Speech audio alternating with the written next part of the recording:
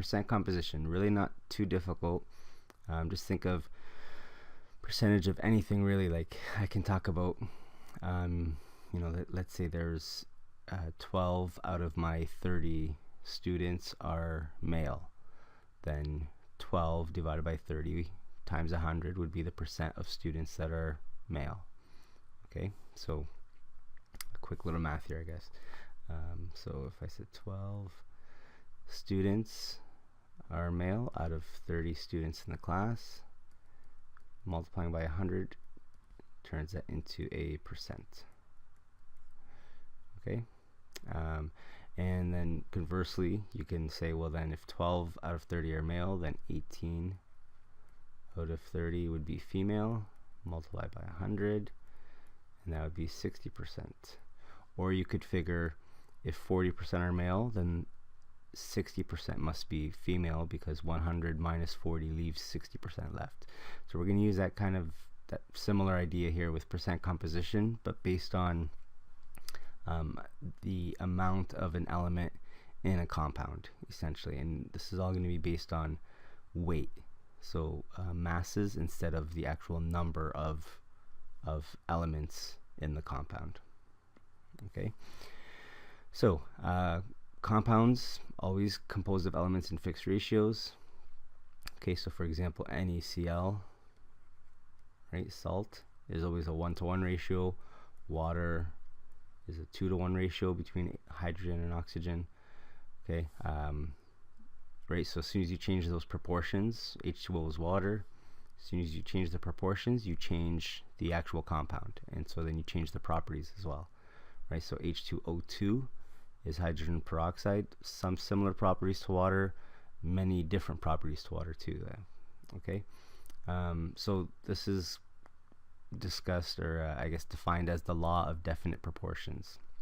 So if you ever hear that term, that's all we're saying here, is that we need to keep these fixed proportions. Okay, so we can calculate percent composition of an element based on this, and it's essentially based on masses. So there's two ways we can calculate percent composition based on mass. We can actually use the molar mass. Okay, so we can actually go to the periodic table and use the chemical formula to figure out how much the mass of an element is contributing to the total mass of the compound. And then we can also use experimental data. So I can actually weigh the mass of a compound out.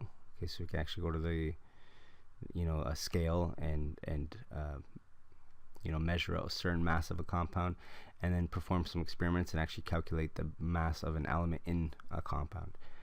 I will do a demo where we'll demonstrate this, and then you'll actually have a lab where you'll use this idea too. So the theoretical percent composition is based on chemical formula, and then ideally in the lab you should be able to get very similar results, but it's not a perfect world, so you would be off by a little bit, and that's fine. But your experimental percent composition should be similar to your theoretical, which would be based on the masses from your periodic table. Okay, so let's go through some examples here. So now we're going to calculate theoretical percentages, so we're going to use the values from the periodic table. Okay, so when you're asked to calculate percent composition of a compound, that means to figure out the percent of each element in that compound. Okay, so let's start out with hydrogen. Okay, so hydrogen's contribution here. There's 2 hydrogen atoms, and each hydrogen has a molar mass of 1.01 grams per mole. Okay, so hydrogen contributes 2.02 grams per mole of the total mass of this compound. Okay, oxygen, 1 oxygen atom, and each oxygen is 16.00 grams per mole. So that gives us 16.00. So there's hydrogen's contribution to the total mass. So the total molar mass of water is 18.02 grams per mole. Okay, so now we want to calculate just percent hydrogen. Okay, so we're going to just use this value here. So percent composition of hydrogen would be hydrogen's mass.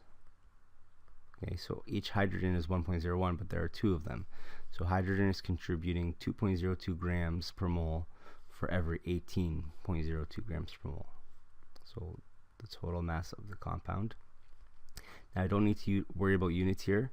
As long as these units are the same, grams per mole, they will cancel out, and percentages won't have a unit. It'll just be a percent. It'll just be a value. Okay, and so we multiply that by 100. So the mass of the element over the mass of the compound times 100. So it would be 11.2%. And that is for hydrogen. Okay, for oxygen. So oxygen's contributes 16 out of the 18, so it's going to be a large percentage. So percent oxygen, 16 out of the 18.02 multiplied by 100, 88.8%.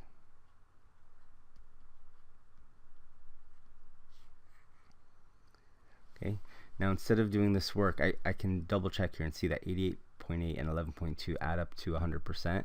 So instead of having to do this work, since there are only two elements present, hydrogen and oxygen, if hydrogen contributes 11.2%, oxygen must contribute the remainder to total 100%. So I could have also said that percent oxygen is 100% minus the 11.2% from the hydrogen, and I would still get that 88.8%. Okay, just as a side note, if there were three elements, once I have two element percentages, then I could figure out the third using the subtraction idea. Okay, so let's go to another example.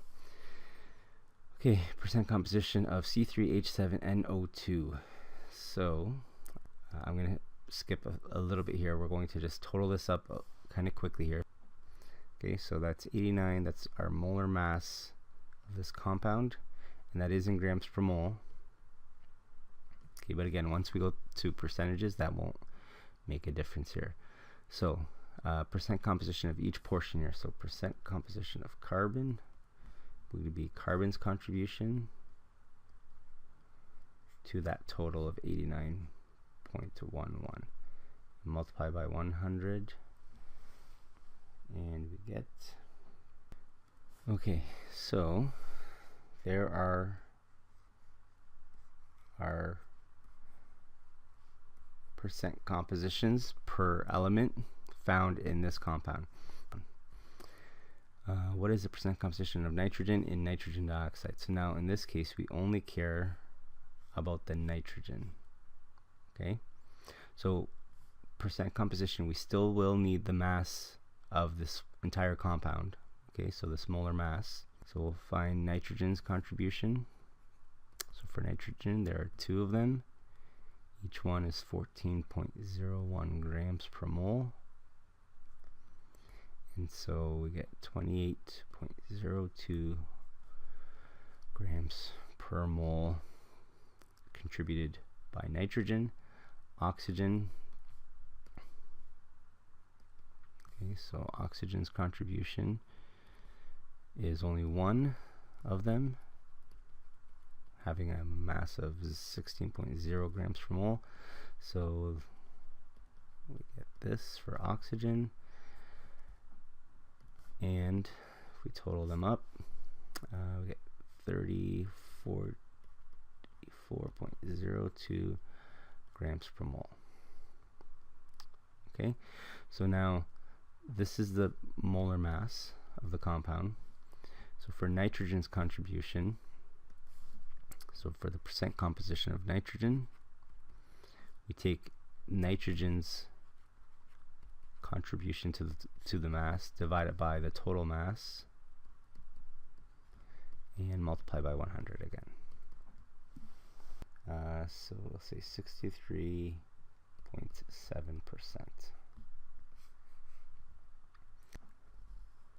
Okay, so now this one's going to require a little bit more thinking. Calculate the mass of aluminum in 28 grams of aluminum oxide.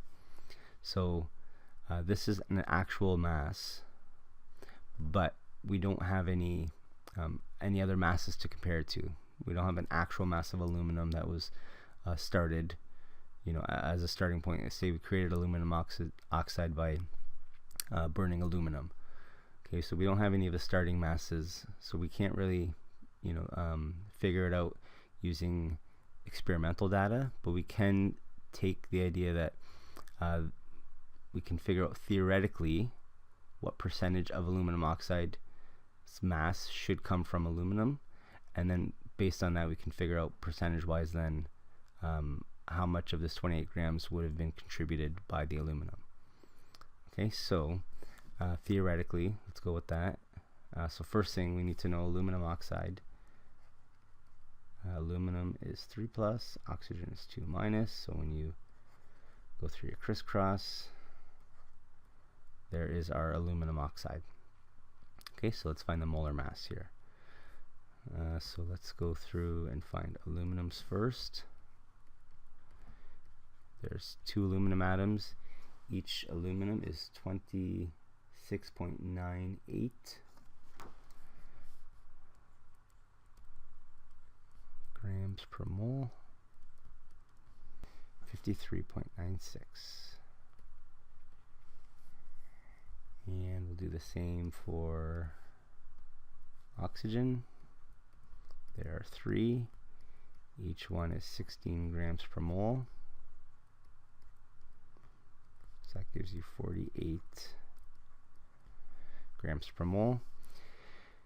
And as a total, then the molar mass of aluminum oxide is 9101.96 grams per mole. So since in this case we only care about the aluminum, okay, we only need to find the percent composition of aluminum. So given the theoretical data, the molar mass from your periodic table, just about 54 grams out of the 100 and almost 2, so 101.96. Okay, so we can see it's a little bit more than half, so it's going to be a little bit more than 50% of this mass comes from the aluminum. 52.9%. Okay, so that's saying 52.9% of aluminum oxide's mass comes from aluminum. So if I know aluminum, this actual mass of aluminum oxide that I have, I know that about 53% of this mass is aluminum. Okay, so let's go through here, and we're going to use this idea and say that let's say 52.9% of this mass is aluminum. Okay, and some basic math here, turn percent into a decimal. Of means to multiply. It gives you 14.8 grams.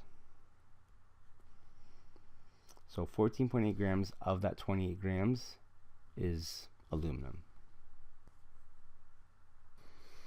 So a little bit of practice. Determine percent composition for each compound.